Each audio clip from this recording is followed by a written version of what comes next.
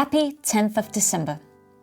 It won't be long now until a lot of lucky families with children get a visit from Father Christmas on the evening of December 24th. Dressed in red and white with his long white beard and a big brown sack of presents. According to most Danes, Father Christmas is a kind old man who lives in Greenland. And on Christmas Eve, he travels around the world in his reindeer-drawn sleigh. But opinions differ on this. Many Americans believe he lives at the North Pole. According to Norwegians, he resides in Norway. The Finns think he lives in Lapland, the northernmost part of Finland. Other suggestions include Turkey and Russia. Back in school, I remember learning a bit about his origins from St. Nicholas, the bishop, and we also read the Danish Christmas story Peter's Jul several times. But I must admit, most of the things I know now, I learned from the TV Christmas calendar Alle Tiders Julemanden. It varies when he makes his appearance on Christmas Eve. It might be in the middle of dinner, while your dad, granddad, or uncle just happens to be in the bathroom or out in the shed fetching soft drinks. Or he might suddenly drop by just when you thought you'd finished unwrapping presents. And he has a magical ability to look just like someone you know.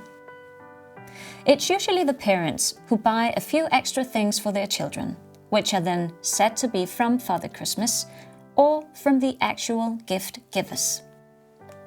But again, the exact tradition differs from family to family. When I was a child, we always celebrated Christmas at my Faroese grandparents' house, my mom's parents. The living room had large, heavy wooden furniture and bookcases, a ticking grandfather clock, a springy green velvet sofa, and wall-to-wall carpet. There were shiny red Christmas decorations everywhere, and festive programs playing on the TV. Father Christmas always visited when my mom's dad stepped away from the table. But our Father Christmas looked a bit different. He wore a full mask with big red puffy cheeks, huge white eyebrows, eye holes, and a red and white hat. He also wore a long, light grey raincoat. I remember being scared of him, and I remember thinking to myself, it must be my granddad, but something didn't quite add up, and I couldn't convince myself. Sitting on his lap and receiving presents felt rather eerie, but it's quite sweet to look back on now.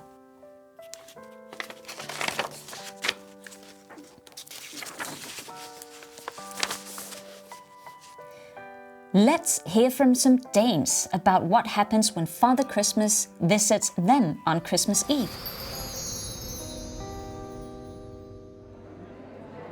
Hi, Thor. Hi, Vigdis. So, does Father Christmas visit you on Christmas Eve? Actually, no. He doesn't visit because I'm Santa Claus. No way. Shh, yes. Okay, why are you the one dressing up as Father Christmas? Currently, I don't have a child. I have a family, but my brothers, they have 2 children each. So every year I dresses as Santa Claus, and I surprise them with some gifts that the parents have bought, but they've given to me so that I can put it in my bag, and then I can surprise the kids with presents from them. But it will say it's from Santa Claus, and these presents are typically some smaller presents, just to surprise them that Santa Claus really exists. I love that. And at what time, roughly, does he or do you pop up? It varies a lot. It more depends on the light, the time of the day, because if they can spot that Santa Claus has some black eyebrows, then they will look suspicious and say, you look familiar.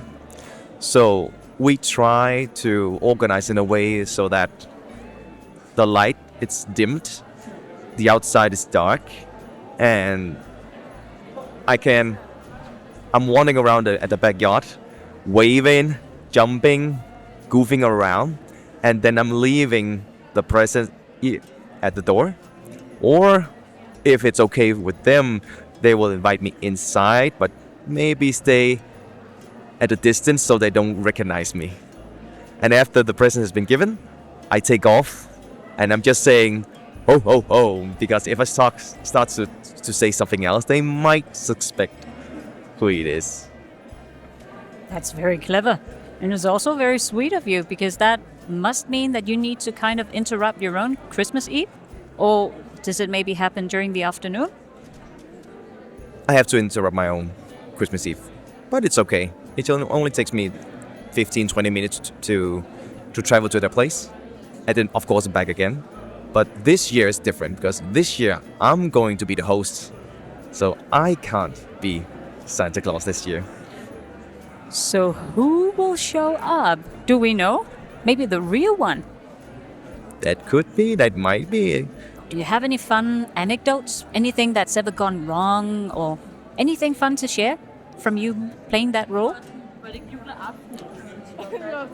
There was a time I parked the car, stepped outside, took my bag, ran to the house, and then I slipped on my back. Not on my back, but on my butt. I laughed it off, and then I started playing Santa Claus again. I remember being with you one year, and then you seem to have forgotten a lot of things, and there was a lot of driving back and forth. I'm not sure if you recall that. Oh my god, yes, I remember that year. I had the Santa Claus, what you said, clothes, costume? Yeah, costume. I took off, and then almost at arriving at the place, I forgot the presents.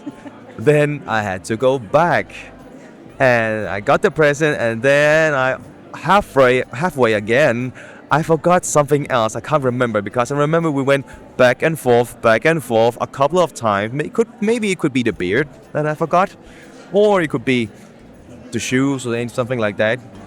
I don't know how long I can keep up with this, because the oldest one, she's 12, and then the second one is 7, and then the third is 5 and 4.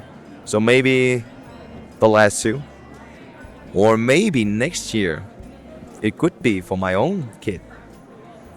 I think someone would appreciate that very much. But thank you so much for wanting to share. Thank you. And as you perhaps sit there and think back on your own Christmas memories, I wish you a wonderful 10th of December. Thanks for listening, and I'll catch you next time.